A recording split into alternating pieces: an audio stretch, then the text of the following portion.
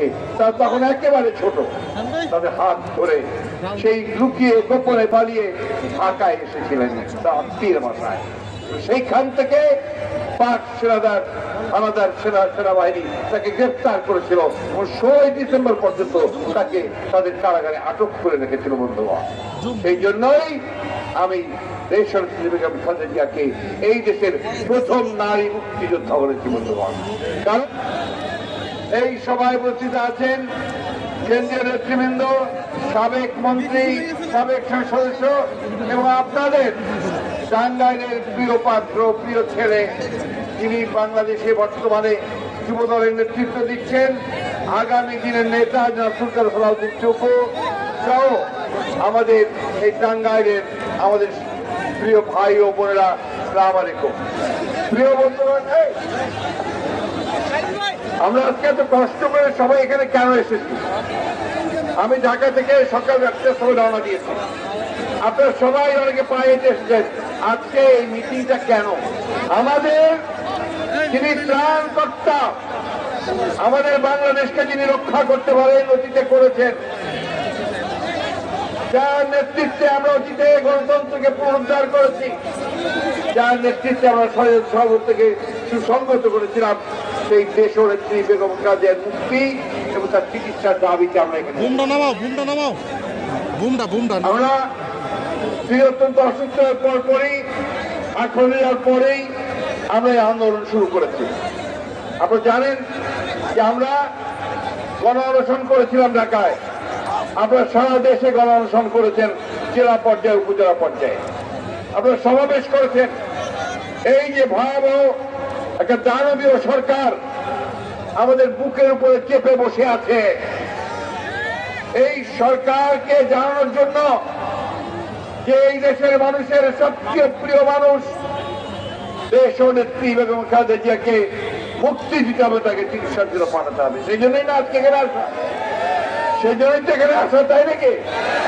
তাহলে বন্ধুগণ, দয়া করে একটু শান্ত হন, আপনারা বসেন, দুটো কথা বলে আমি শেষ করব। দেশনেত্রী বেগম খালেদা জিয়াকে আমি কয়েকটা মিটিং এর মধ্যে তাকে আমি প্রথম নারী মুক্তিযোদ্ধা বলেছি।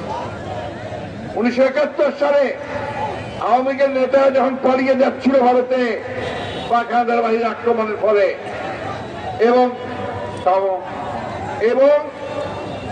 যখন তাদের নেতারা কেউ পাকিস্তানে পালিয়ে গেছেন, আত্মসমর্পণ করেছেন, কেউ ভারতে পালিয়ে গেছেন, তখন যে মানুষটি যাকে কেউ চিনত না, সেনাবাহিনী থেকে একজন মেজর জিয়া, তিনি ঘোষণা দিয়েছিলেন যে আমি মেজর জিয়া বলছি, আমি বাংলাদেশের স্বাধীনতা ঘোষণা করলাম, যা আপনারা সবাই এই যুদ্ধে ঝাঁপিয়ে পড়েন।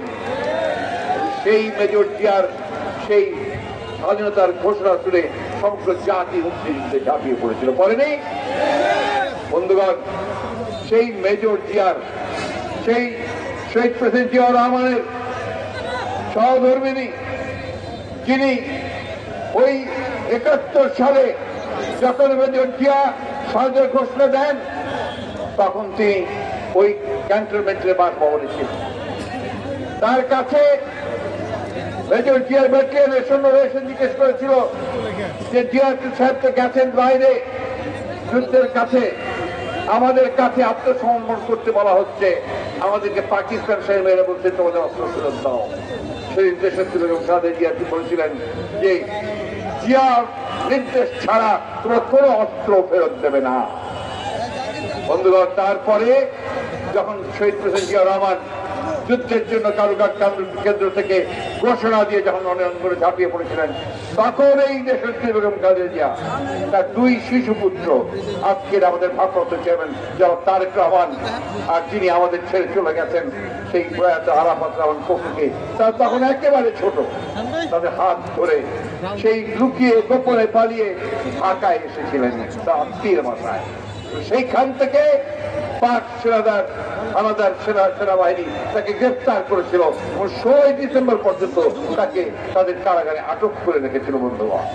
সেই জন্যই আমি দেশনেত্রী বেগম খালেদা জিয়াকে এই দেশের প্রথম নারী মুক্তিযোদ্ধা বলেছি বন্ধুগণ।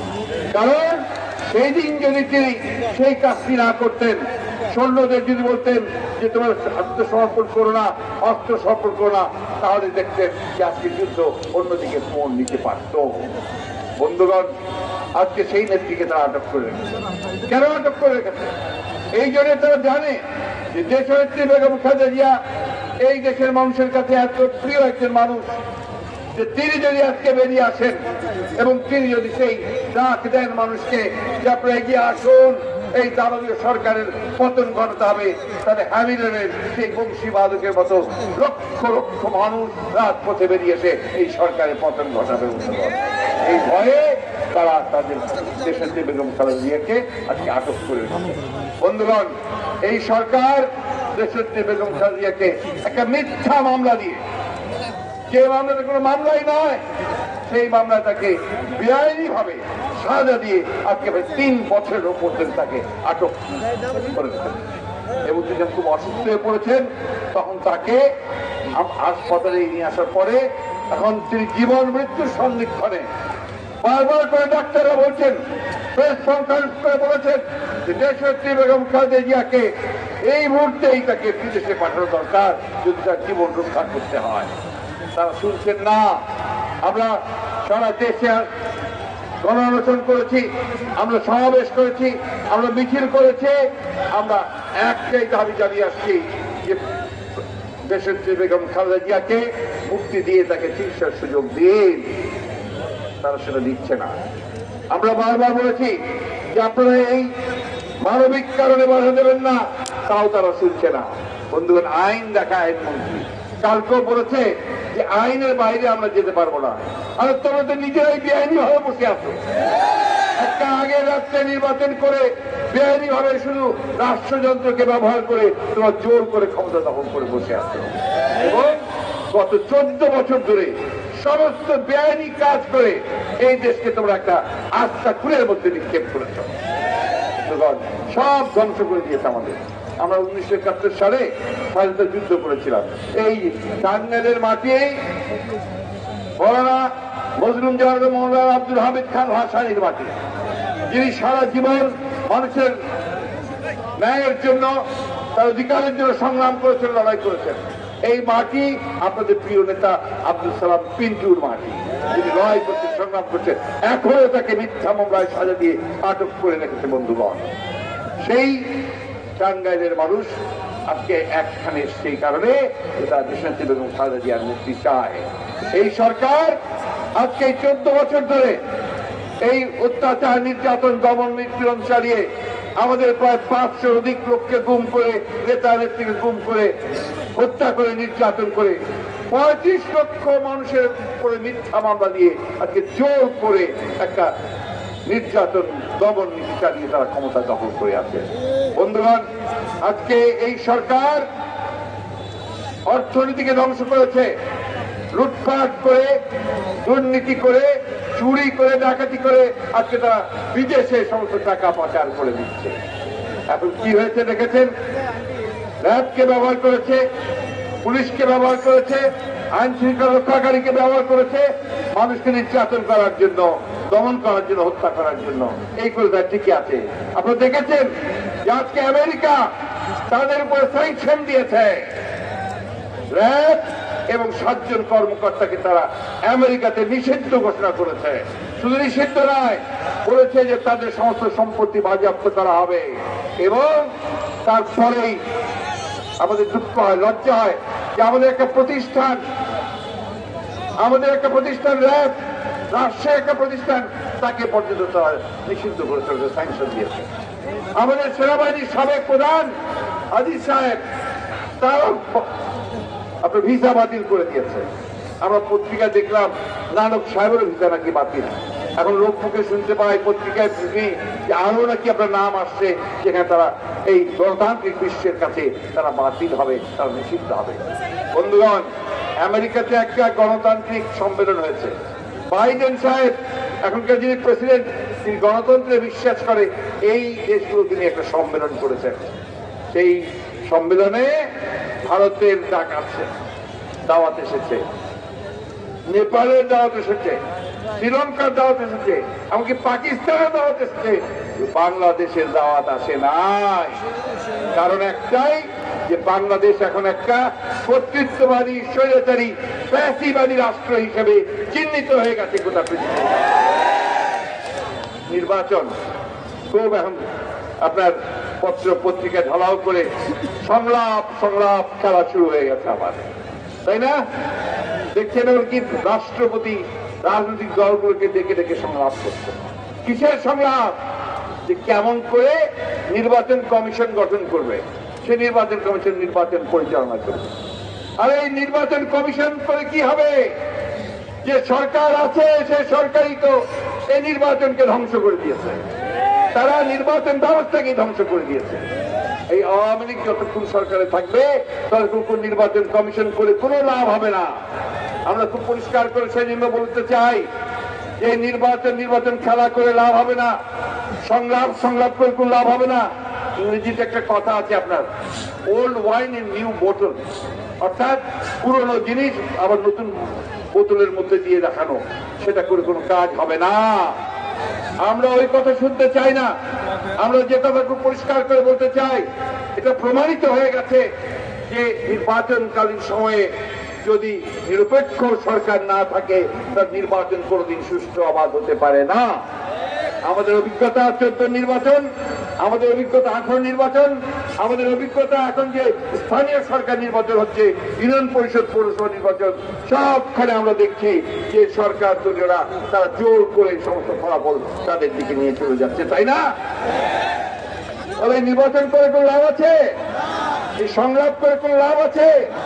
তাহলে সমস্যার সমাধান এক জায়গাতেই। সেই সমাধানটা কি? সেই সমাধান হচ্ছে যে নির্বাচনের সময় একটা নিরপেক্ষ সরকার দিতে হবে, যেটাকে আমরা তত্ত্বাবধায়ক সরকার বলি, কেয়ারটেকার সরকার। আর পদত্যাগ করতে হবে এই সরকারকে পদত্যাগ করে কেয়ারটেকার গভর্নমেন্টকে দিয়ে তার অধীনে নির্বাচন কমিশন গঠিত হবে জনগণের দ্বারা, এবং সেই নির্বাচন কমিশনের মাধ্যমে এই নির্বাচন অনুষ্ঠিত হবে। বন্ধুগণ, আমাদের বিরাট সংকট, এই সংকট বিএনপির নয়, খালেদা জিয়ার নয়, এই সংকট টুকুর নয়, বা আমাদের আজম সাহেবের নয়, এই সংকট আজকে সমগ্র জাতি। আমরা 1971 সালে স্বাধীনতা যুদ্ধ করেছিলাম। কেন করেছিলাম?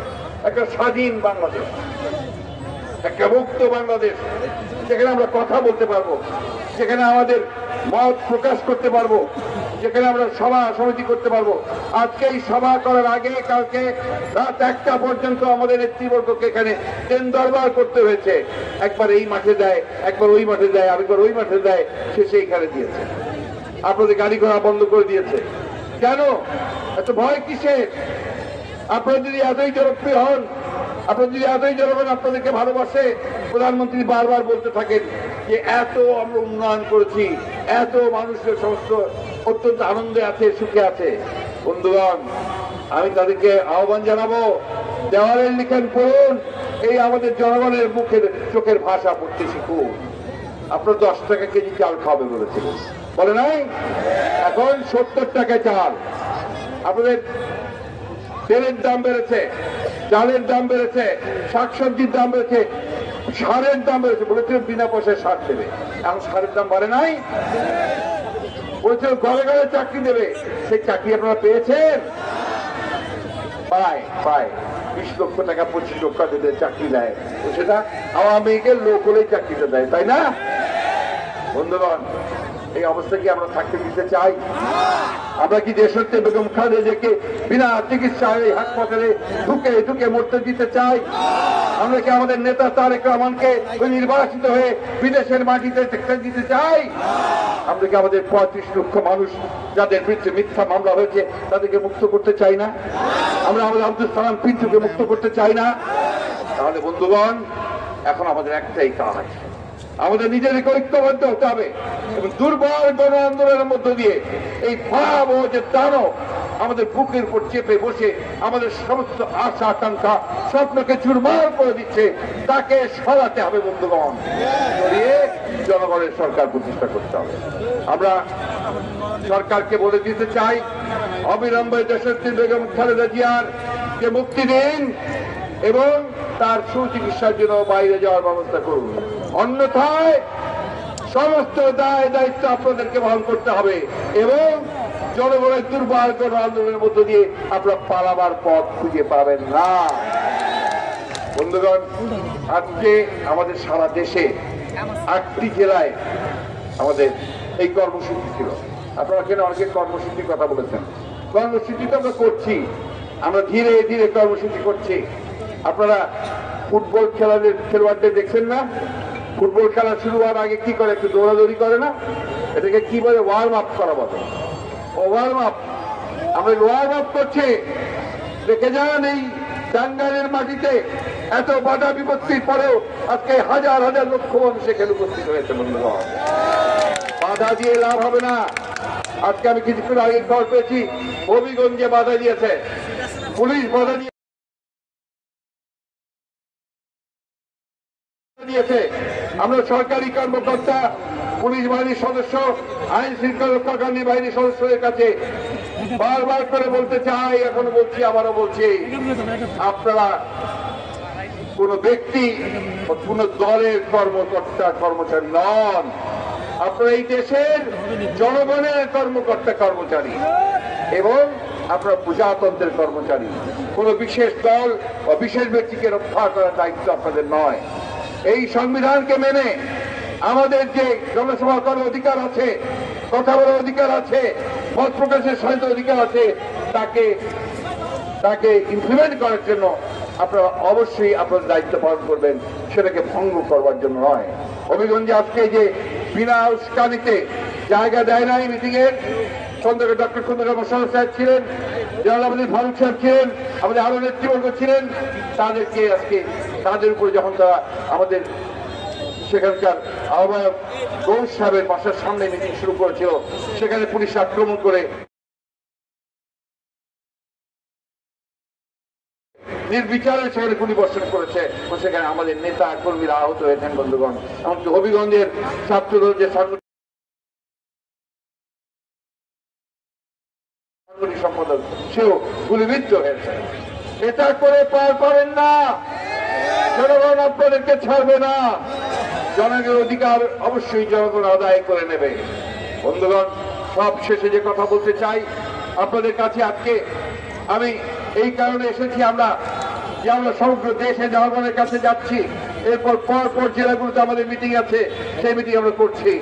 আমরা আগে ঐক্যবদ্ধ হব এবং আসুন, এই দেশ রক্ষার দায়িত্ব আমাদের, এই মাটিকে রক্ষা করার দায়িত্ব আমাদের, সংবিধানকে রক্ষা করার দায়িত্ব আমাদের, আমাদের মানুষের জীবন, তার সম্পদ রক্ষা করার দায়িত্ব আমাদের, তার অধিকার রক্ষা করার দায়িত্ব আমাদের, দেশ ও নেত্রীকে রক্ষা করবার দায়িত্ব আমাদের, আমাদের ভারপ্রাপ্ত চেয়ারম্যান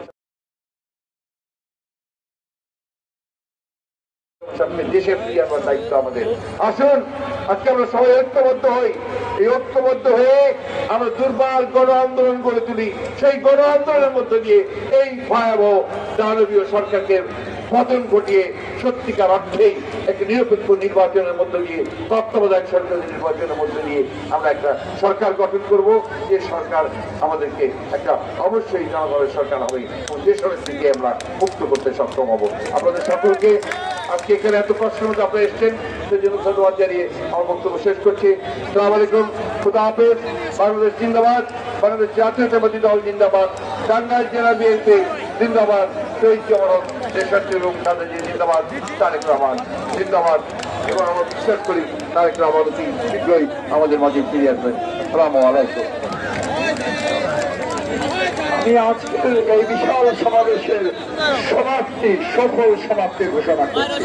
আপনাদের সকলকে ধন্যবাদ। আসসালামু আলাইকুম।